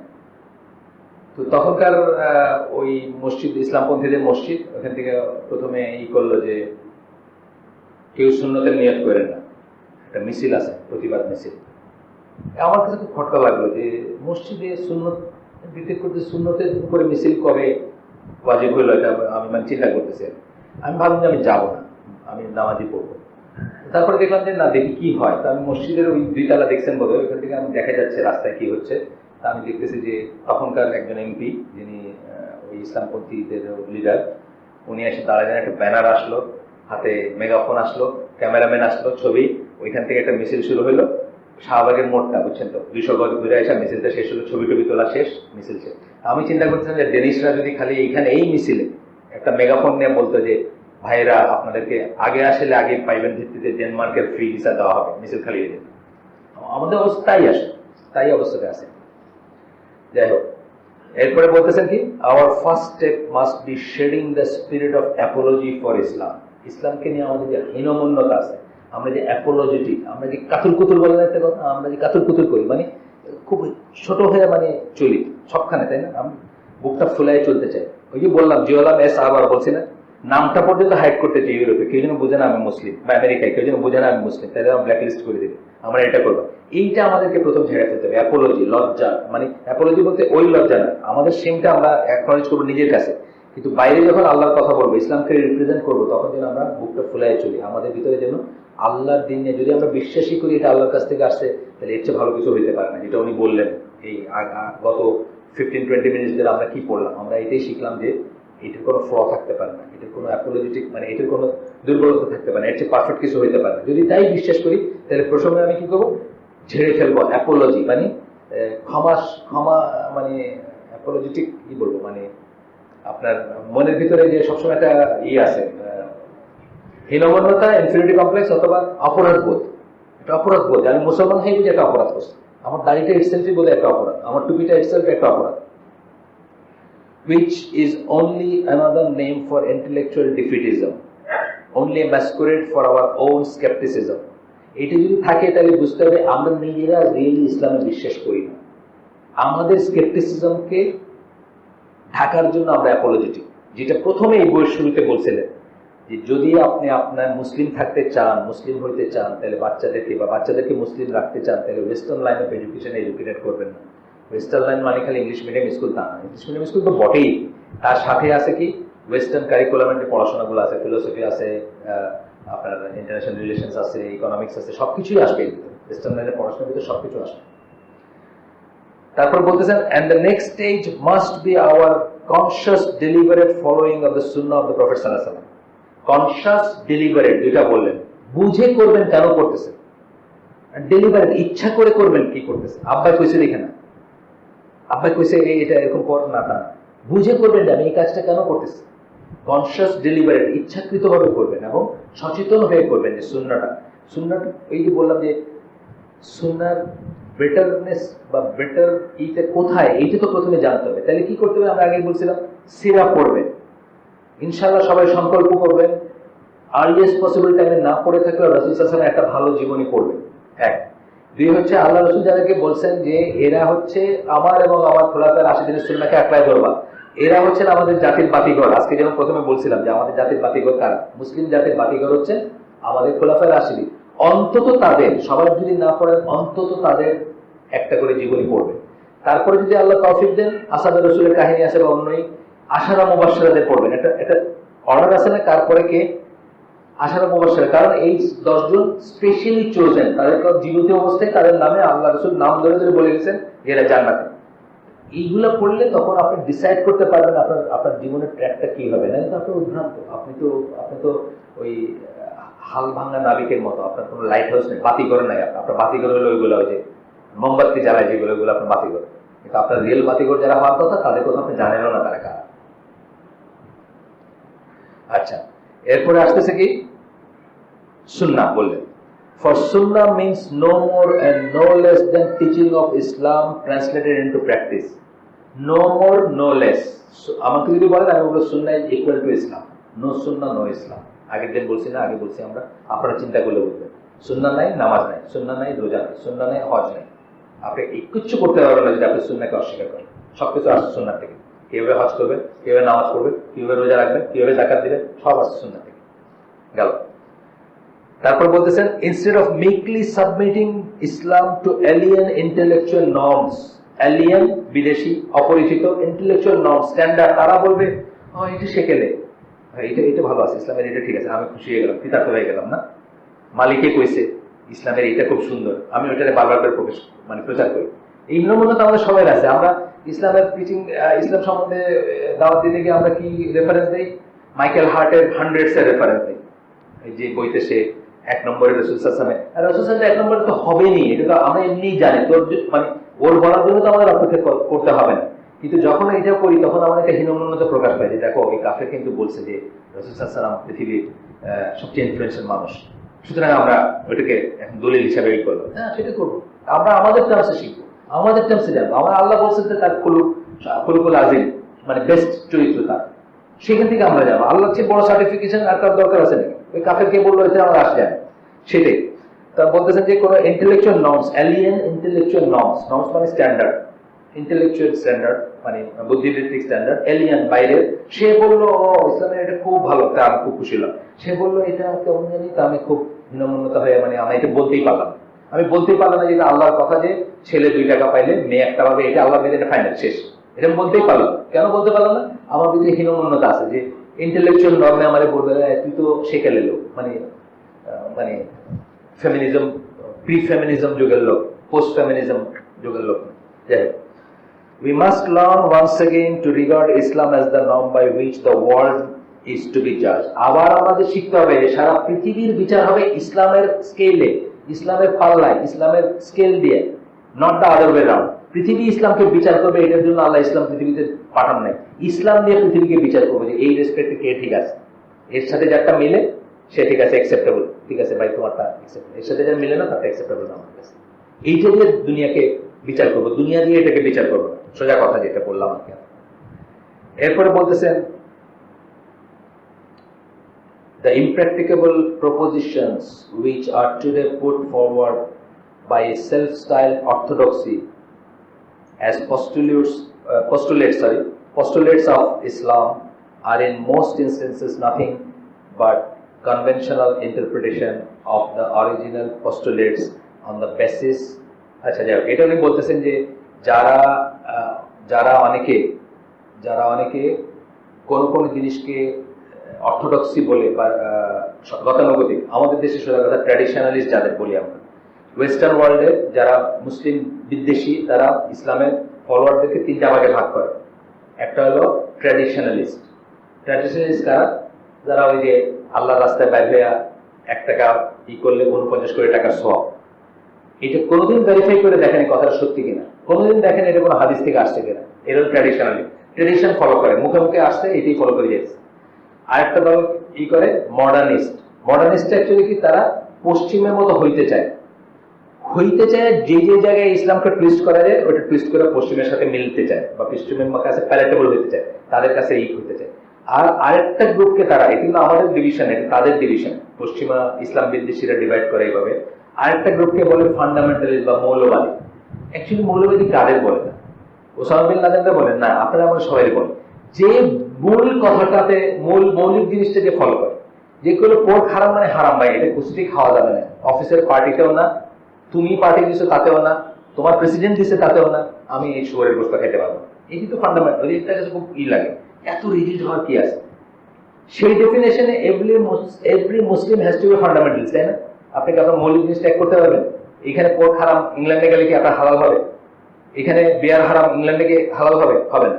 আপনি সব জায়গায় এই জিনিসই থাকবেন, কারণ আপনার এটা আল্লাহর বিধান, যদি এটাকে ক্রস করার আপনার কোনো নেই। যাই হোক, এখন বলতেছেন যে এই অর্থোডক্সির ভিতরে অনেক সময় যেটা ঢুকে গেছে যে একটা ট্র্যাডিশন ফলো হয়ে আসতেছে। যেমন আমি বলি যে আমাদের মিলাদ, আমাদের চল্লিশা, আমাদের 4 দিন, আমরা কোনদিন রুটে যাইতে চাই না। আমাদের উচিত কি? রুটে ফিরে যাওয়া। ইসলামটার রুট কি? প্রথম 3 জেনারেশন আমরা বলি, প্রথম 3 জেনারেশন ইসলামকে কিভাবে বুঝে? তারা মিলাদ করছে, করে নাই, কেন করে নাই? কেন করে? তারা কি চল্লিশা করছে, করে নাই, তারা 4 দিন করছে, করে নাই। আমরা সব পাই যেতাম, খুব ইজি ছিল, তাই না? কিন্তু আমরা এই যে অর্থোডক্সির নাম নিয়ে, বাপ দাদা সবাই করছে, এটা সবাই করে থাকে, তোমার দাদারও 40 হয়েছে, তার দাদারও হয়েছে, তোমারও হবে, এইটা বলে আমরা অনেক কিছুকে করে ফেলি। এইটাই কথা বলছেন উনি এখানে। যাই হোক, এরপর বলতেছেন thus in order that it may once again become a creative force in the life of the Muslims, আবার আমাদের জীবনে সৃজনশীলতার একটা উৎস হবে ইসলামের ইসের পরে, ইসলামের সেই ডেজার্ট আরবগুলা যারা উটের কারুর আগে পানি খাবে দেখে একজন মেরে ফেলছে, আর সেটা নিয়ে 200 বছর যুদ্ধ চলছে 2 গোত্রের ভিতরে, তারা এই দুনিয়াটাকে চেঞ্জ করে দিছে না? তাদের চালিকা শক্তিটা কি ছিল? ইসলাম। আবার বলতেছেন সেটা ইসলামটা সেই শক্তি হবে, creative force in the life of the Muslims, মুসলমানের জীবনে আবার সেইটাই হবে ড্রাইভিং ফোর্স, সেটাই হবে creative force. The valuation of Islamic proposition must be revised in the light of our own understanding of the original sources. আমাদের understanding of the কি? Original sources, মানে যেখান থেকে শুরু হয়েছে ইসলামটা 3 জেনারেশন, ওইখানে ফিরে গিয়ে আবার আমরা এই মাঝখানে ভেজাল যে ঢুকছে, এই যে পানি বন্ধ করে রাখা, যেরকম শ্যাওলা ফ্লো তো করতেছে না, বন্ধ তো, স্ট্যাগনেন্ট, শ্যাওলা যেগুলো জমছে এগুলো ঝেড়ে মুছে আমাদের আবার অরিজিনাল সোর্স দেখতে। অরিজিনাল সোর্স কি? প্রথম 3 জেনারেশন, আল্লাহ রাসূল যেগুলো বলে গেছেন, আমরা যাদেরকে বলি সালাফ, বা যাদেরকে বলি যে আমাদের পূর্বপুরুষরা, তাদের। তো বলতেছেন যে of the original sources and freed from the thick layer of conventional interpretation which have accumulated over the centuries and have been found wanting in the present time. শতাব্দীর পর শতাব্দী ধরে ট্র্যাডিশনাল ইন্টারপ্রিটেশন থেকে যেসব জমা হয়েছে আইসা আমাদের ট্র্যাডিশনাল ইন্টারপ্রিটেশন জমা হয়েছে না, আজকে আমরা আল্লাহর সিফাতগুলোকে অস্বীকার করি। কেন? আমরা ট্র্যাডিশনাল কিছু তফসির আছে যেখান থেকে বলছে যে না এটা এরকম না, এটা মানে এরকম, এটা মানে এরকম, এটা মানে এরকম। সাহাবীরা কি বুঝছিলেন? আরেক রকম বুঝছিলেন। আমাদের কোথায় যেতে হবে? সাহাবীদের চেয়ে বেটার তো কোনো জেনারেশন ইসলাম বুঝবে না, বুঝে নাই, বুঝতে পারে না। আল্লাহ রাসূল বলছেন বেস্ট ইজ মাই জেনারেশন। তাদের আন্ডারস্ট্যান্ডিংটা কি ছিল একটা ব্যাপারে, একটা বিয়ের ব্যাপারে কি ছিল, একটা মুআমালাতের ব্যাপারে, কেনার ব্যাপারে কি ছিল, বিক্রির ব্যাপারে কি ছিল, আপনার ডিভোর্সের ব্যাপারে কি ছিল, আমরা ইচ্ছে করলে জানতে পারি। এই জন্য আমাদেরকে অরিজিনে ফিরে যেতে হবে। তারপর বলতেছেন the outcome of such an endeavor might be the emergence of a new fiqh exactly conforming to the two sources of Islam. এটি থেকে তো আমরা চারিদিকে দেখব নতুন ফিক ইভলভ করতেছে, যেটা কোরআন এবং সুন্নাহর সাথে মিলে যায়। আমাদের ফিক সরে গেছে না কোরআন সুন্নাহ থেকে? আমাদের ফিক কত সরে গেছে না? আবার ওইটা আগের জায়গায় যাবে, মানে কোরআন এবং সুন্নাহর সাথে কম্প্যাটেবল হবে, তার সাথে মিলবে। আমাদের নামাজটাই দেখেন, আমাদের নামাজটা না পড়তে চেঞ্জ করতে করতে করতে করতে আরেকটা নামাজ হয়ে গেছে, আরেকটা নামাজই হয়ে গেছে বলতে, যেটার সাথে একজন সাহাবীর নামাজে মিল পাবেন না। তাহলে আমাদের কি করতে হবে? জানতে হবে যে সাহাবীর নামাজ পড়া উচিত। আবার দেখবেন যে তখন আপনাকে প্রথমে বলবেন, হ্যাঁ কি ভাই আপনি নতুন একটা শুরু করলেন নাকি, নতুন চালু করলেন? তখন আপনি বললেন না ভাই নতুন না, আমি সবচেয়ে পুরানটা চালু করতেছি, আবার মাঝখানে ভেজালটা ছেড়ে, এটাই বলতেছে। Emergence of a new fiqh exactly conforming to the two sources of Islam, ওই দুটো সোর্স কোরআন এবং সুন্নাহর সাথে মিলে যাবে, সেরকম একটা নতুন ফিক দেখবেন আবার আসবে।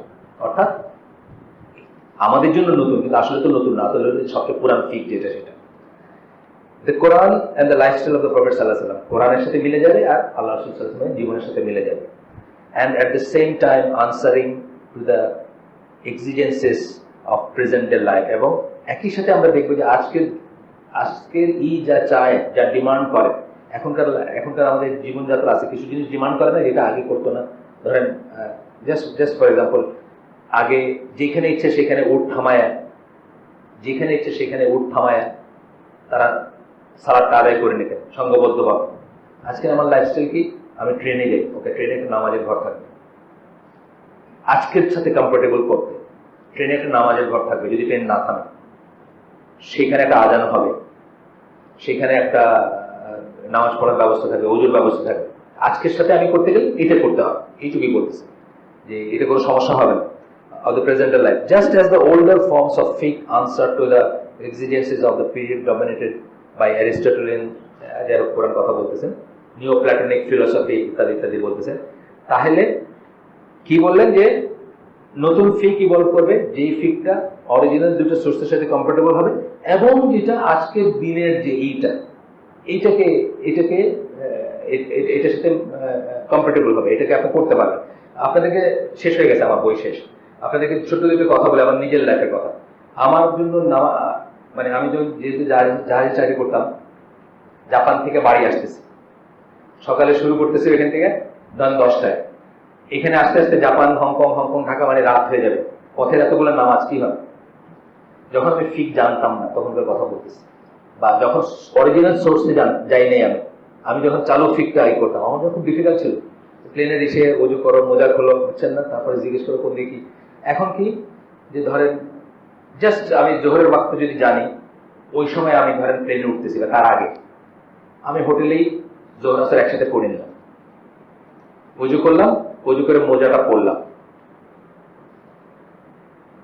হোপফুলি আমি বাসায় এসে মাগরিব এশা পড়তে পারবো একসাথে, অরিজিনাল ফিকে চলে গেল। রাসূল সাল্লাল্লাহু আলাইহি ওয়াসাল্লাম কি করতেন, তার সাহাবীরা কি করতেন। আচ্ছা, যদি ধরেন পথে আমার ওযু করতে হয়, তাহলে এখন আর আমাকে পাটা ধুইতে হবে না। প্লেনে পাটা ধোয়া কিন্তু সবচেয়ে ডিফিকাল্ট, হাত তো আপনি ধুইতে পারেন, বেসিন আছে, পাটা ধুইলে ওরাও মাইন্ড করে, আর আপনার জন্য খুব ডিফিকাল্ট, কোমরে টান করতে পারে ইত্যাদি ইত্যাদি।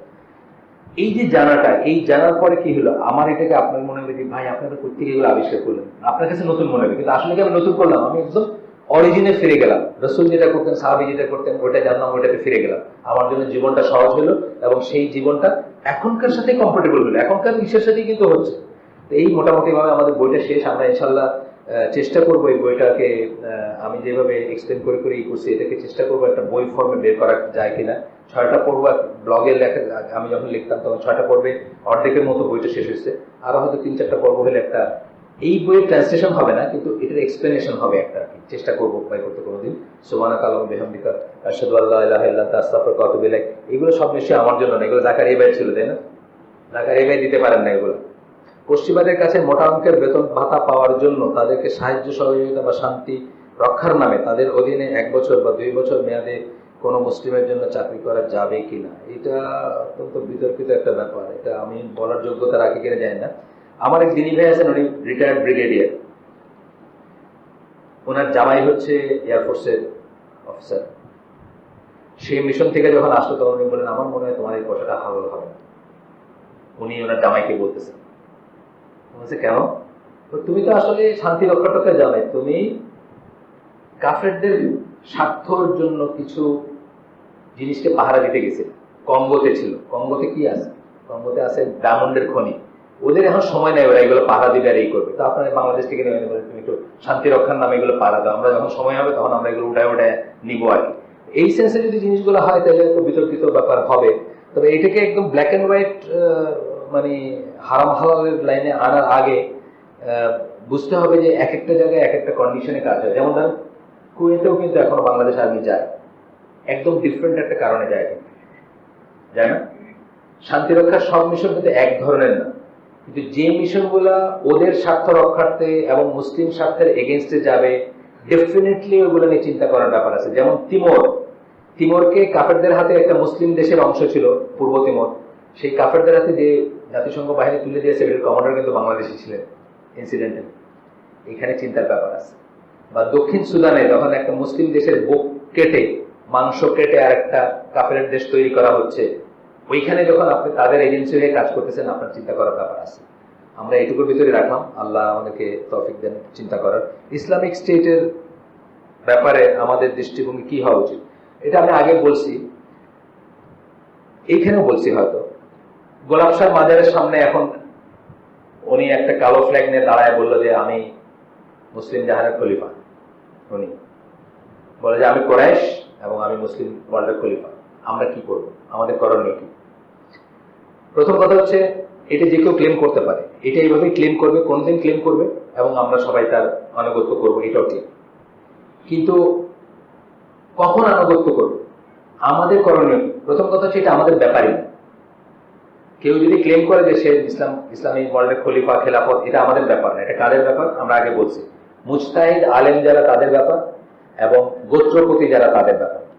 আমাদের মুজতাহিদ আলমকার আমরা জানি না, এই দেশেই ধরে আমরা জানি না কারা। ডক্টর মঞ্জুরুল্লাহি ধর, এই দেশের তুলনায় ডক্টর মঞ্জুরুল্লাহি, ডক্টর সাইফুল্লাহ, আকরামুদ্দিন আব্দুল সালাম, আবু বকর জাকারিয়া, আব্দুল্লাহ জাহাঙ্গীর, এদের একটা লাইন আছে না, মেইন স্ট্রিম যারা বড় বড় আলেম, যারা বড় বড় পড়াশোনা করছেন, পিএইচডি করছেন, তারা ঠিক করবেন এটা ঠিক কিনা এই লোকটা। আর ঠিক করবেন কারা? গোত্রপতি যারা। গোত্রপতি কারা? গোত্রপতি হচ্ছে বাংলাদেশের প্রেসিডেন্ট, পাকিস্তানের প্রেসিডেন্ট, ধরেন সৌদি আরবের বাদশাহ, এরা হলো গোত্রপতি। এরা যদি বলে যে এই লোক ঠিকই খলিফা, আমাদের কমনওয়েলথদের আর কোনো কিছু বোঝার জানার থাকবে না, আমরা তখন তার আনুগত্য করব। যতদিন এরা বলতেছে না, আমাদের আগে বেড়ে কিছু করার দরকার নেই। আমরা অবজার্ভ করবো যে এরা কোন দিকে যাচ্ছে, তারাও অবজার্ভ করতেছেন, আমরাও অবজার্ভ করবো। আমাদের ছাপ দেওয়ার কোনো দরকার নেই। এবং এটার দুই সাইডেই সত্য মিথ্যার এমন মিশ্রণ আছে যে এখান থেকে আপনার আমার মতো কারো বের করা যে আসলে তারা কি, নেক্সট টু ইম্পসিবল। আমরা ওয়েট করবো। এটা মেথোডোলজি, ইসলামিক আমি নির্বাচনের মেথোডোলজি হচ্ছে এটা, যে মুজতাহিদ আলেমরা এবং গোত্রপতিরা। ইমাম নওয়াবী বলছেন পিপল হু টাই এন্ড আনটাই, যারা বাঁধে আর খোলে। বাঁধে খোলে আপনি আমি না, আপনার টম ডিক এন্ড হ্যারি না। এটা গণতন্ত্রের জিনিস, আপনারও এক ভোট, আমারও এক ভোট, প্রেসিডেন্টেরও এক ভোট, এটা গণতন্ত্রের কথা।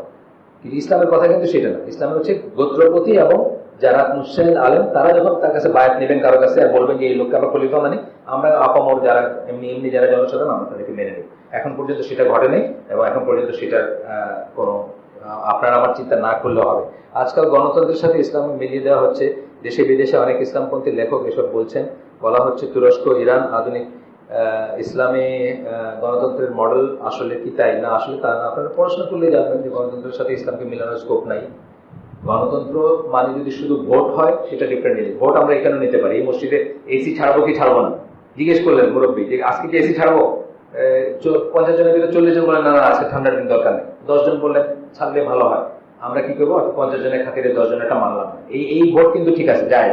কিন্তু আমরা যখন বলবো যে 100 জনের ভিতর 51 জন যেটা বলবে এটা অলওয়েজ ঠিক, এইটাই ঠিক, তখন এটা একটা ধর্ম হয়ে গেল, আলাদা একটা ধর্ম। এটা না, এটা ইসলামে কোনো বিধান নাই। ইসলামে এটা কোনো সাবস্টেনশিয়েট করার কোনো উপায় নেই। কারণ ইসলামে কি, সারা দুনিয়া বললেও ঠিক হবে না যদি এটা আল্লাহর কথার বিরুদ্ধে যায়, ঠিক না? সারা দুনিয়া 750 কোটি মানুষের 749 কোটি এত এত এত বললো যে ন্যাংটা হয়ে কালকে রাস্তায় হাঁটা জায়েজ আছে, এটা কোনোদিন জায়েজ হবে না, কারণ আল্লাহ বলছেন তা, বুঝছেন না? ওই সেন্সে আর কি এটা কম্পারেবল না। আচ্ছা, যারা দাড়ি রাখে তাদেরকে সমাজের লোকেরা মোল্লা বলে। এই মোল্লা শব্দটি কোন ভাষা? আমি তো খুব বিপদে ফেলাই দিলাম। সম্ভবত মাওলার থেকে আসছে, সম্ভবত মৌলানা মৌলা ওখান থেকে আসছে, আমি শিওর না, আমাকে এটা গবেষণা করে জানতে হবে মোল্লা কোথেকে আসছে। আচ্ছা, নাকি দাঁড়িয়ে রাখছে এই জন্য ইনসাল্ট করে যারা, এটাও করে ইনসাল্ট তো করে। 2টা বাচ্চা হয়েছে পরপর সিকোয়েন্সে। আমার ছেলের 2টা বাচ্চার ভিতরে 2-2.5 বছর গ্যাপ। হুজুর তো তাই, মানে 2 বছর 2.5 বছরের গ্যাপে বাচ্চা হয়েছে, হুজুর তো তাই। বুঝছেন? এটা খারাপ কথা না? খারাপ কথা। এটা তো সে অপমান করার জন্য বলতেছে। আগের কথা, বাচ্চা ছোটটাও এখন 8 বছর হয়ে গেছে। ইসলাম প্রতিষ্ঠার ব্যাপারে যেসব ভবিষ্যৎবাণী জানা যায় সেগুলোকে আমাদের কিভাবে নেওয়া উচিত? ভবিষ্যৎবাণী হিসেবে নেওয়া উচিত, বর্তমান বাণী হিসেবে নেওয়া উচিত না। মুশকিল হলো আমরা এগুলোকে বর্তমান বাণী যেরকম করে দিই। আমি কালকে একটা ফ্ল্যাগ নিয়ে দাঁড়ায় গেলাম, কালো কাপড় পাওয়া যায় না বাজারে, না করবেন আমাকে, আমি একটা কালো কাপড় কিনবো, কালকে একটা ফ্ল্যাগ বানাবো, আমার একটা কালো জুব্বাও বানাবো, তারপর দাঁড়ায় যাবো, আপনি না করতে পারবেন? ভবিষ্যৎবাণীকে আমরা ভবিষ্যৎবাণী হিসেবে দেবো। সমস্যা হয়ে যায় যখন বর্তমান বাণী হিসাবে দেখি, বর্তমান বাণী আর অনেক কিছু বাকি রয়েছে। এইটাকে ভবিষ্যৎবাণী মনে করার আগে অনেক অনেক কিছু আরো অনেক কিছু হবার আছে যেগুলো হয় নাই এখন। আচ্ছা, যে সময় ইমাম মাহদী ঈসা আলাইহিস সালাম আসবে ইত্যাদি ইত্যাদি, তাহলে আমাদের ভূমিকা কি? ওয়েট করবো ওই পর্যন্ত। আমাদের সময় যদি এসে যায় তাহলে ইনশাআল্লাহ আমরা জয়েন করবো, আমাদের সময় আসতে জয়েন করবো। কিন্তু তার আগে খুঁজে খুঁজে বাইর করবো না, তার আগে খুঁজে খুঁজে কারো মাহদী বানাইতে চাবো না আর কি, বুঝছেন না? মাহদী আসলে ব্যাপারটা এমন হবে যে এটুকু লুকায় রাখতে পারবেন না, এটা লুকানোর কোনো জিনিস হবে না, এটা খুঁজে বাইর করার কোনো জিনিস হবে না। ইনশাআল্লাহ আল্লাহ আমাদের তৌফিক দেন। আজকের মতো আমরা শেষ করি। না, কোয়েশ্চেন তো আমরা এইভাবে নেই না। এইভাবে নিলে যেটা হয়, এটা কথোপকথন হয়ে যায়, মত বিনিময় হয়ে যায়। এই জন্য আমরা আগে লিখে নেই এবং লিখিত কোয়েশ্চেনে দিই, সেটাও আমাদের ডিসক্রিপশন যে আমরা দিব কিনা, এটা আমাদের রাইট রিজার্ভ থাকে। আজকের জন্য থাক, আমি চলে যাবো সেটা। আসসালামু আলাইকুম। ইনশাআল্লাহ আরেকদিন, হ্যাঁ, লিখে রেখেন আপনি ইনশাআল্লাহ।